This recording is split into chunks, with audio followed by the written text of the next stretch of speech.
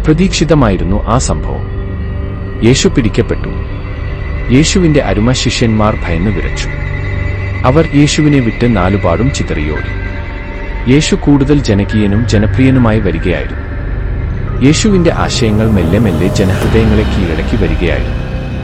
അപ്പോഴാണ് യേശു പിടിക്കപ്പെടുന്നത്. വളരെ പെട്ടെന്നായിരുന്നു എല്ലാം സംഭവിച്ചത്. എല്ലാവരെയും ഞെട്ടിക്കുന്ന അത്ഭുതകരമായ എന്തെങ്കിലും ഒരു കാര്യം യേശു അവിടെ പ്രവർത്തിക്കുമെന്നും ശത്രുക്കളുടെ പിടിയിൽ നിന്നും രക്ഷപ്പെടുമെന്നും ശിഷ്യന്മാർ കരുതിയിരിക്കണം. യേശുവിനെ കാണിച്ചു കൊടുത്ത യൂദാസ് പോലും അങ്ങനെ കരുതിയിരിക്കാം. എന്നാൽ അവർ പ്രതീക്ഷിച്ചതൊന്നും അവിടെ സംഭവിച്ചില്ല. വെറും ഒരു സാധാരണ കള്ളനെ പോലെ യേശു വിസ്തരിക്കപ്പെട്ടു. ഒരു രാജ്യദ്രോഹിയെപ്പോലെ കുരിശിലേറ്റി കൊല്ലാൻ വിധിക്കപ്പെട്ടു.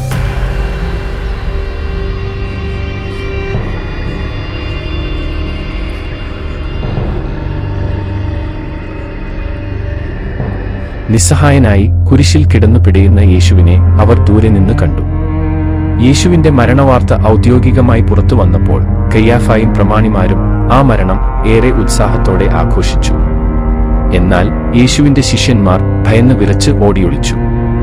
ഇനിയെന്ത് എന്ന ചോദ്യം അവരുടെ മുന്നിൽ ബാക്കിയായി.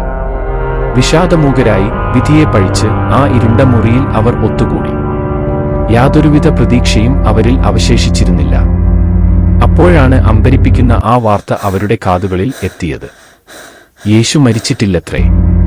മറിയ പറഞ്ഞിട്ടും അവർക്കത് വിശ്വസിക്കാനായില്ല. അതിന് യാതൊരുവിധ സാധ്യതയും അവിടെ ഉണ്ടായിരുന്നില്ല.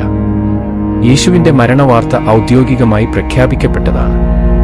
യേശുവിന്റെ പ്രാണനറ്റ ശരീരം ശീലയിൽ പൊതിഞ്ഞ് കല്ലറയിൽ വയ്ക്കുന്നത് എല്ലാവരും കണ്ടതാണ്. എന്നാൽ ഇപ്പോൾ മറിയ പറയുന്നു, ജീവനുള്ള യേശുവിനെ മറിയ കണ്ടത്രേ, സംസാരിച്ചത്രേ. എങ്ങനെ വിശ്വസിക്കും? സാധുക്കളായ ആ മനുഷ്യർക്ക് ആ വാർത്ത വിശ്വസിക്കാനായില്ല. അവർ ചിന്താക്കുഴപ്പത്തിലായി. അങ്ങനെയിരിക്കുമ്പോൾ ഇരുട്ടിന്റെ മറവിൽ അവർ കണ്ടു ഒരു നിഴൽ രൂപം. ആ നിഴൽ രൂപം അവരുടെ മുറിയിലേക്ക് കടന്നു വന്നു. അവർക്ക് ആളെ തെല്ലും മനസ്സിലായില്ല. ആ മനുഷ്യൻ വെളിച്ചത്തിലേക്ക് നീങ്ങി നിന്നു. വളരെ പ്രയാസപ്പെട്ടാണ് അവർ ആളെ മനസ്സിലാക്കിയത്. ആളെ മനസ്സിലായതോടെ അവർ ഭയന്നു വിറയ്ക്കാൻ തുടങ്ങി.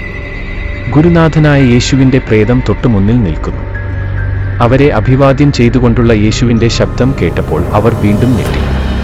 അവരെ ഭയത്തിൽ നിന്നും മുക്തരാക്കാൻ യേശു വളരെയേറെ പാടുപെട്ടു. താൻ മരിച്ചിട്ടില്ല എന്നും ജീവനുള്ള ശരീരത്തോടുകൂടി തന്നെയാണ് അവരുടെ മുന്നിൽ നിൽക്കുന്നതെന്നും യേശു പറഞ്ഞു നോക്കി. വിശ്വസിക്കാതായപ്പോൾ അവർ കഴിച്ചുകൊണ്ടിരുന്ന ഭക്ഷണം വാങ്ങി അവരുടെ കൺമുൻപിൽ വച്ചു തന്നെ ഭക്ഷിച്ചു കാണിച്ചു. തന്റെ ശരീരത്തിൽ തൊട്ടുനോക്കി താൻ പ്രേതമല്ല എന്ന് ഉറപ്പുവരുത്താൻ അവരോട് ആവശ്യപ്പെട്ടു. യേശു മരിച്ചിട്ടില്ല എന്ന സത്യം സ്വന്തം ശിഷ്യന്മാർ പോലും വിശ്വസിക്കാൻ സമയമേറെയെടുത്തു എന്ന് പറയുമ്പോൾ എത്രമാത്രം ആശ്ചര്യകരവും അമ്പരിപ്പിക്കുന്നതുമായ ഒരു മായാജാലമാണ് ഗോകുൽത്തായിൽ നടന്നതെന്ന് ഊഹിക്കാവുന്നതേയുള്ളൂ. ക്രമേണ അവരുടെ ഭയം അവരെ വിട്ടുമാറിയെങ്കിലും അവരുടെ മനസ്സിന്റെ കലക്കം പൂർണ്ണമായി വിട്ടുമാറിയിരുന്നില്ല. അതിനു കാരണമുണ്ട്. യഹൂദന്മാരുടെ വിശ്വാസമനുസരിച്ച് മരിച്ചവർ പുനരുത്ഥാനം ചെയ്യുന്നത് അന്തിമവിധിയുടെ സമയത്ത് മാത്രമാണ്. ഇതിനു മുൻപ് പല പ്രവാചകന്മാരെയും യഹൂദന്മാർ കല്ലെറിഞ്ഞു കൊന്നിട്ടുണ്ട്. സ്നാപക യോഹന്നാനെ ഹെരോദാവ് വാളുകൊണ്ട് കൊന്നിട്ട് അധികകാലം ആയിട്ടില്ല. എന്നാൽ അവരാരും ഇന്നേവരെയും പ്രേതരൂപത്തിൽ പോലും ആരുടെ മുന്നിലും പ്രത്യക്ഷപ്പെട്ടിട്ടില്ല. എന്നാൽ മരിച്ചവനായ യേശു ജീവനുള്ള ശരീരത്തോടെ അവരുടെ മുന്നിൽ സംസാരിച്ചുകൊണ്ട് നിൽക്കുന്നു. കൺമുൻപിൽ കാണുന്ന കാഴ്ച സ്വപ്നമോ യാഥാർത്ഥ്യമോ എന്ന് നിർണയിക്കാനാവാതെ അവർ പകച്ചു നിന്നു. യേശു പറഞ്ഞു, ആരും അത്ഭുതപ്പെടേണ്ടതില്ല. വിശ്വസിക്കുക. സത്യമായും ഞാൻ നിങ്ങളോട് പറയുന്നു, അസാധ്യമായി ഒന്നുമില്ല. ഇന്ന് എനിക്കിത് കഴിഞ്ഞെങ്കിൽ നാളെ നിങ്ങൾക്കും കഴിയും. വിശ്വസിക്കുക. അതോടെ അവർക്ക് യേശുവിലുള്ള വിശ്വാസം ദൃഢമായി.